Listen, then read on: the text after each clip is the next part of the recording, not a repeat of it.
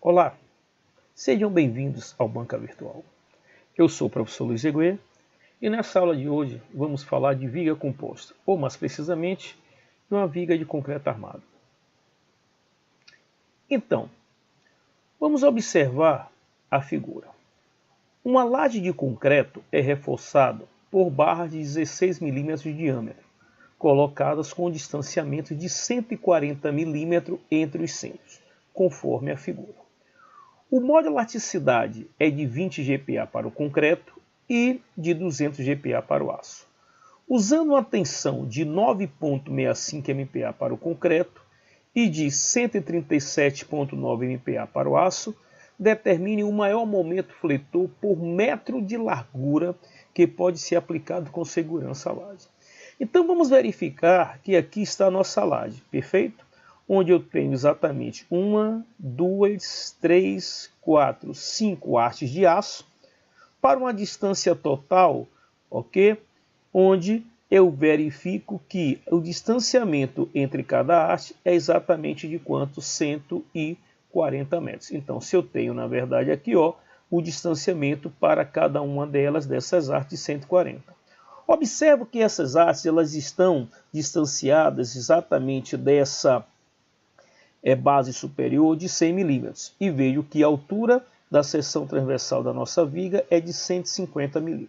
Então, o que queremos? Queremos determinar o momento fletor para essa viga, de forma que esse momento fletor, olha bem, de forma que esse momento fletor, ele tenha como condição que a tensão no concreto e a tensão no aço passem a ter exatamente esses valores que são mostrados aqui no texto. Ou seja, eu devo ter uma tensão para o concreto de 9,65 MPa e uma tensão para o concreto de 137,9 MPa. Então, o que é que poderemos verificar? Primeiro, eu terei que fazer uma transformação dessa área. Por quê? Pois sabemos que essa seção transversal é uma seção formada por um material composto. Sendo esse material composto, então nós vamos fazer uma transformação de forma que essa área passe a ser formada por apenas um único material. No caso, como ela é uma viga de concreto armado, formado pelo concreto e aço, nós vamos fazer uma transformada de tal forma que ela passe a ser uma viga apenas de concreto. Para isso, vamos utilizar um fator de transformação. Olha, o que é o fator de transformação? Vamos lembrar? O fator de transformação é exatamente a razão entre o modo de elasticidade do aço e o modo de elasticidade do concreto. Verificamos via texto que o modo de elasticidade do aço é 200 vezes 10 a nona, ou seja, 200 GPa. E o modo de elasticidade do concreto é 20 vezes 10 a nona, ou 20 GPa. A razão entre esses módulos de elasticidade dá um valor igual a 10. Então, podemos observar que, nesse caso, eu estou transformando o aço, que é o material mais rígido, em concreto, que é o material menos rígido. Então, dessa forma, eu vou verificar que essa área inicial de aço ela deve ser transformada em área de concreto. Como nós queremos o momento fletor por metro de largura, vamos fazer isso. Eu vou pegar apenas esse comprimento inicial para 140 milímetros. Para 140 milímetros eu vou considerar apenas uma haste de aço. Então eu posso dizer que essa área inicial de aço vai ser π vezes o diâmetro de cada haste ao quadrado sobre 4, totalizando assim um valor de 201 milímetros quadrados. Dessa forma eu posso dizer que eu passo a ter exatamente essa área transformada. Olha só, uma área transformada onde eu verifico aqui a posição do eixo neutro. Eu sei que, como esse momento vai ser positivo, os pontos que se encontram acima do eixo vão estar submetidos à tensão compressiva, então essa minha área será uma área toda de concreto. Eu verifico que essa altura eu não sei que é exatamente a distância do eixo neutro até esse ponto superior da seção transversal. Eu posso verificar que essa nova área, que a nossa área transformada é a área de aço que foi transformada em concreto, ela vai ser determinada como sendo o produto do fator de transformação vezes a área inicial do aço. Então eu vou ter 10 vezes 201, totalizando assim um valor de 210 milímetros quadrados. Então, este aqui, ó, é o nosso valor para essa área transformada, ou seja, a área de aço que foi transformada em concreto. E verifico que a distância entre o ponto superior da seção transversal e essa nova área transformada é de 100 milímetros, pois aqui na própria questão já foi dado exatamente, olha, esse valor. Então, o que é que nós observamos? Que para determinar esse momento, se faz necessário eu estabelecer essa posição do eixo neutro. Para isso, eu tenho que determinar o valor de H. Então, vamos determinar o valor de H? Podemos, então, observar que essa é a nossa seção.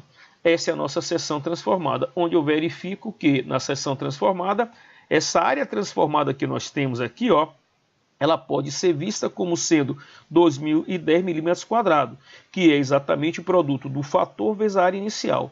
Dessa maneira, eu vou verificar que eu vou determinar esse valor de H através de um cálculo que nos diz que o momento de inércia da área em relação ao eixo neutro, ou seja, o somatório do momento de inércia da área em relação ao eixo neutro é igual a zero. Eu tenho duas áreas, essa área, mas essa área transformada. Então, quem vai ser o momento de inércia da área?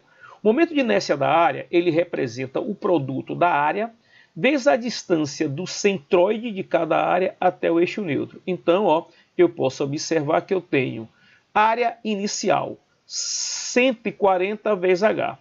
Eu verifico que essa distância que nós temos aqui é a distância do seu centroide até o eixo. Então, como a altura é H, então a distância do seu centroide até o eixo vai ser quem? H sobre 2. Muito bem. Menos a área transformada, que é 2010, e verifique exatamente, ó, essa distância. Quem é essa distância que nós temos aqui? Essa distância que você vai verificar, que representa exatamente, olha, a distância que nós temos do centroide dessa área, até o eixo neutro, vai ser exatamente 100 menos quem? Menos H. Então, 2010 vezes 100 menos H, isso aqui vai me dar uma equação do segundo grau. Ao resolver essa equação do segundo grau, eu vou verificar que o valor de H será igual a 41,1 milímetros. Então, eu sei que essa distância, a distância desse ponto superior da seção até o eixo neutro, é igual a 41,1. Dessa forma, eu já vou verificar que essa distância, que é a distância do centroide da área 1 até o eixo neutro, vai ser quanto? Metade de 41,1. Dessa forma, 20,55 milímetros. Então, agora que eu sei a posição do eixo neutro, eu posso, com muita propriedade, determinar o momento de inércia. Eu posso determinar o momento de inércia de toda essa área transformada. Vamos ver como?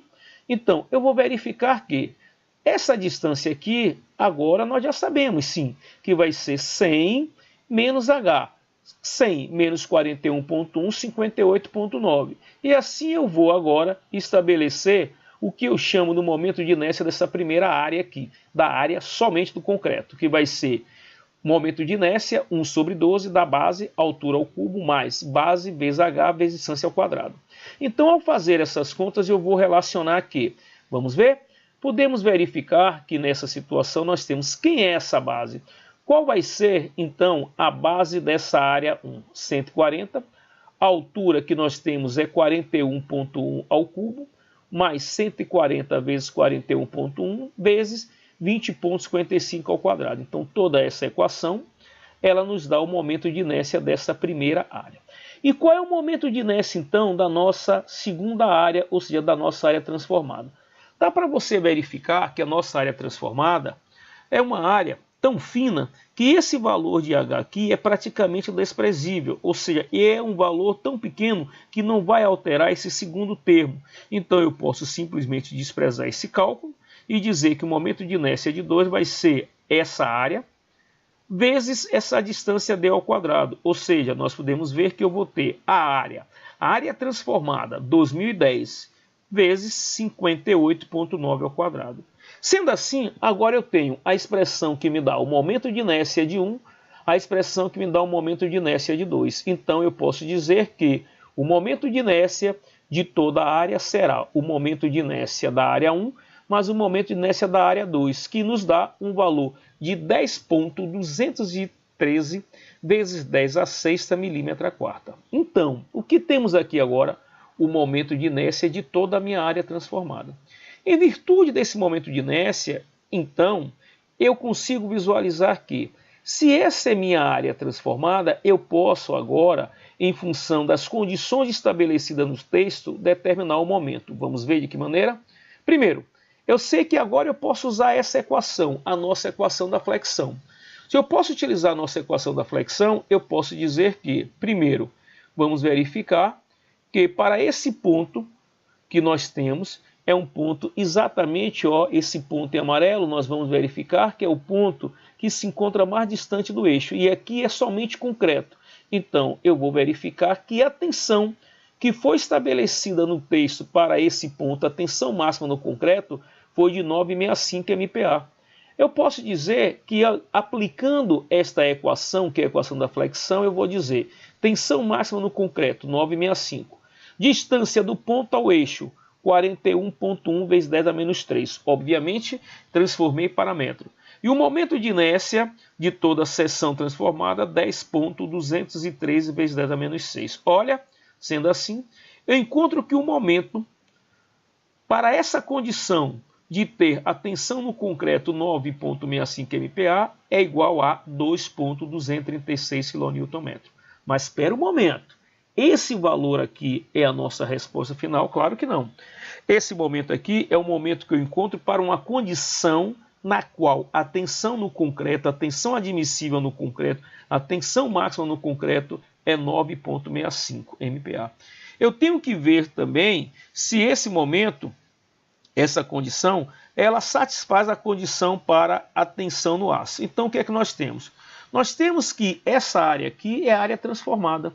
Então, se eu calcular a tensão nessa área aqui, o que eu vou calcular não é a tensão do aço, é a tensão da área transformada. Ou seja, eu estou utilizando essa equação para dizer que a tensão nessa área transformada é o momento, vezes essa distância, 58,9 vezes 10 a menos 3, pelo momento de inércia. Mas, na verdade, quem é a tensão do aço? Opa!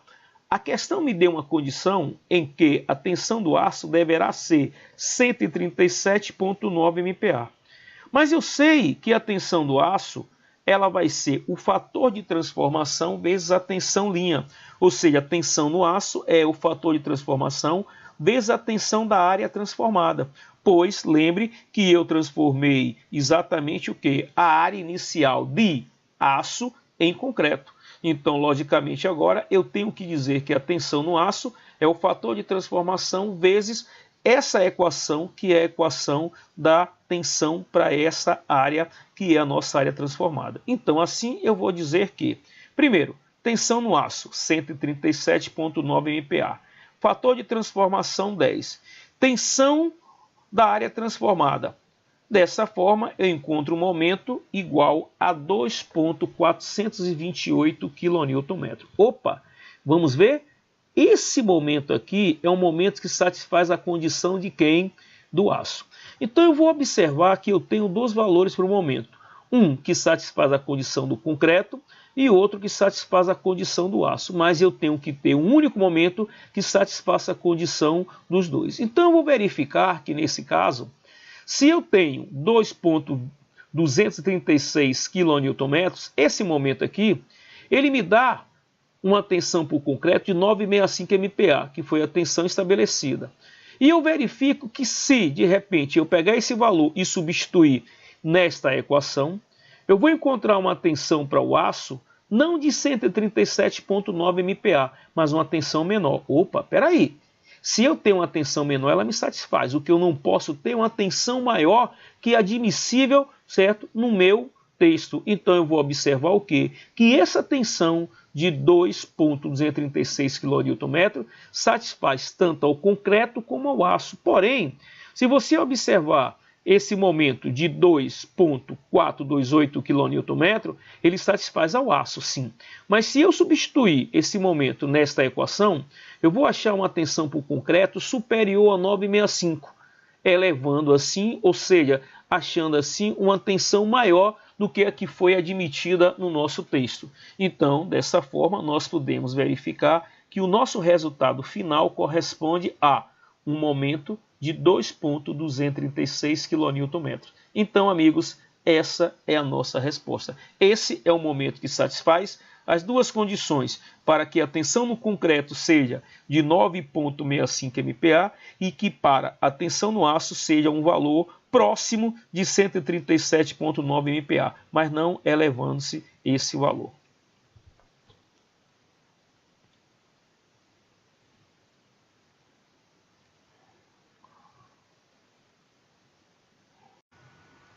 Sejam bem-vindos ao Banca Virtual.